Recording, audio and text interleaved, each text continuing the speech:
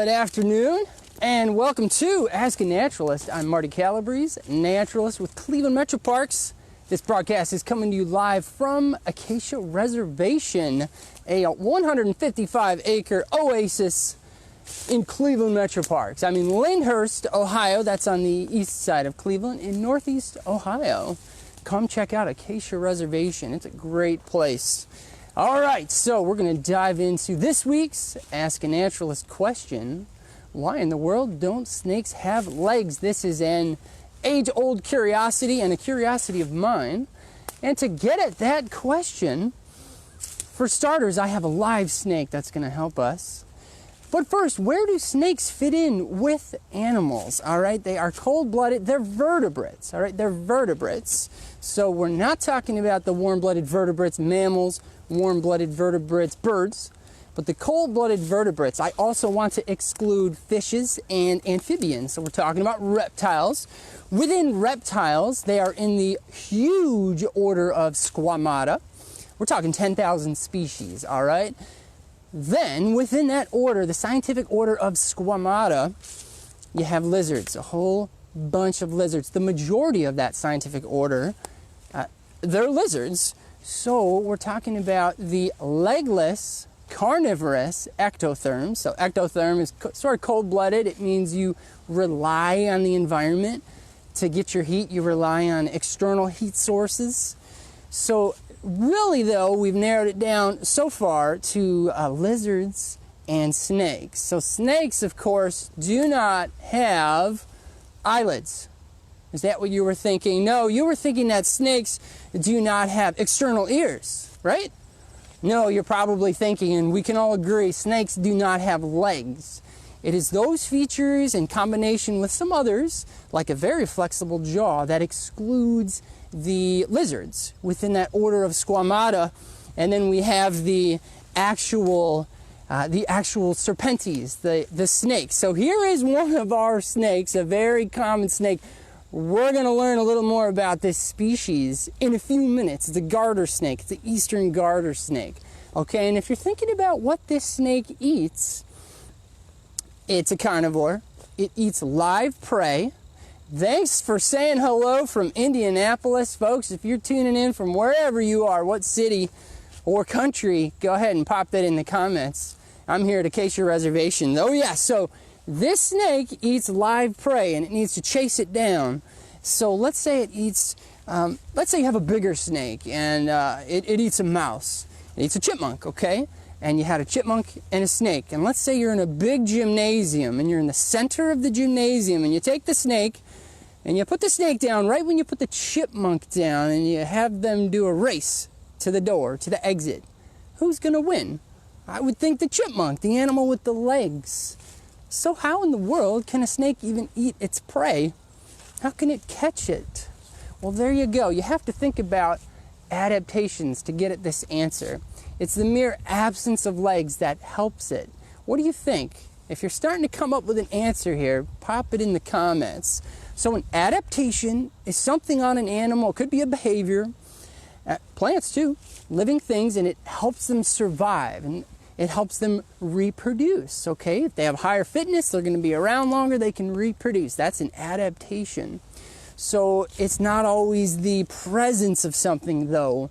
Let's say birds, okay? An adaptation could be feathers. Feathers could put together insulation, but also wings providing flight. Well, in the case of snakes, I would say the absence of legs is the adaptation, because as it moves on the ground to chase down or hide from that chipmunk, again, if it were a larger snake, it would be quiet. It would be very quiet. So this snake, we're going to do a test. I'm going to release it. It's from here. It's from the wild. It's native to this area. I'm going to let it go. We're going to take a watch here and think about the noise it's making. Think about the way it blends in with its environment. So there's visual camouflage, but as I call it, there's also audible camouflage. Are you ready? I'm going to release this snake, and we're going to try to follow it. See what you see, and listen for what you can listen for. All right, here we go. we've got ourselves a garter snake. Again, we're going to investigate this species in a few minutes a little more, and we're going to learn a little bit more about it. But I thought this would be fun first. Okay, so again, I want you to listen for this snake as it slithers along, and you might even hear my footsteps crunching. Also, watch how it blends in with these grasses. Here we go. In 3, 2, 1. Okay. Ooh, it's calmly moving along.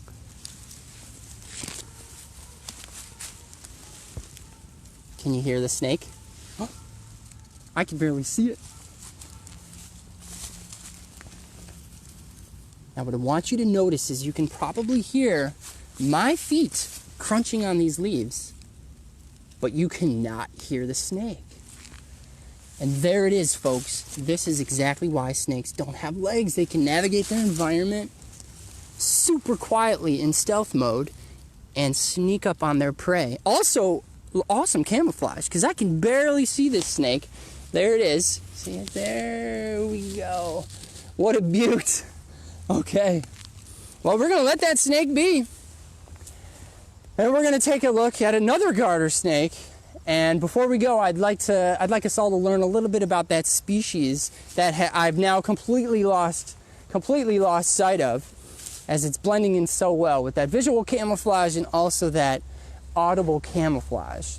Okay, so the garter snake, let's actually take a look on this side. The garter snake, hold on, here we go, that you're going to come across in Northeast Ohio is the eastern garter snake. All right, this is a different snake, and it is the common garter snake, so Thamnophis sertalis. All right, that's the scientific name, but in this case, it's the eastern garter snake, so that's a subspecies. There's actually 13 subspecies of this snake. So this one is Thamnophis sertalis. And, oh, there we go. Now we're getting a good look at that red tongue, too. But what I really want you to notice here is on the back, the dorsal scales. You see that line running down the back? You see another one on the side? That helps you figure out it's a garter snake, because there's such huge variability in the color of these scales. It can be olive green, it can be dark brown, it can be tan, it can be almost black, but almost always you're going to have these lines running the length of the body. So this is a small snake species. It's rarely going to be more than 2 feet. They can be a little thicker than what I'm holding here. Wow, this one's a little jumpy. It's waking up. It is a sunny day. It's a cold day, but it's a sunny day. And snakes are out getting the last little bit of sun and warmth before they hide down in their hibernacula. Let me move over. That snake's getting excited. Whoops, there you are. Yeah, snakes are actually, over the winter, especially this species, they're going to go down, they're going to be several feet beneath the ground, or beneath the surface, because they want to hide beneath the frost, the frostable part of the soil. And they want to get pretty low, but they don't want to go super low because they need to stay above the water table. But they're in these sort of hibernation quarters, this hibernation den that I call hibernacula, and they can even be together. All these garter snakes can hang out together. One more cool thing about this garter snake is it's ovoviviparous. Now, what in the world is that? Snakes usually lay eggs, like most reptiles, all right? So tons of them, the majority, lay eggs. But this particular species, it does create eggs on the inside of its body, but it actually houses them. So that's where those eggs are incubated safely. And that's actually a pretty cool adaptation. It doesn't release those eggs. So then those eggs actually dissolve, they go away. The young sort of hatch inside of the mother, and they slip out. And they're only a few inches long, like 4 or 5 inches long, pencil thin.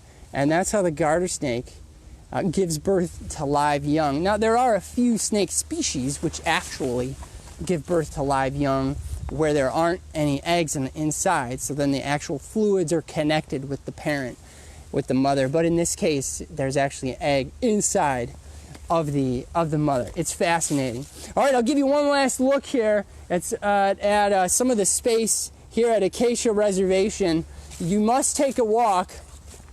You'd be actually on the other side of this fence and explore Acacia Reservation. Any final questions before I depart? Go ahead and type them in. Also, I'll be checking the comments feed, and we can, I can get to those in the next few hours and days. I'm scrolling through your questions here to see if I missed any, and I only have a little bit of space to see them. Wonderful. Well, I'm glad we answered that question about why in the world snakes don't have legs. I think of it as an adaptation, the absence of legs. And next week, for Ask a Naturalist, we will have another live critter, and it won't be a snake. We're going to be kicking off National Bat Week. So we'll take a closer look at a live big brown bat, and we're going to address the question, do bats have belly buttons? Okay, thank you. I'm Marty Calabrese with Cleveland Metroparks, a naturalist, and this was Ask a Naturalist. Thanks, folks.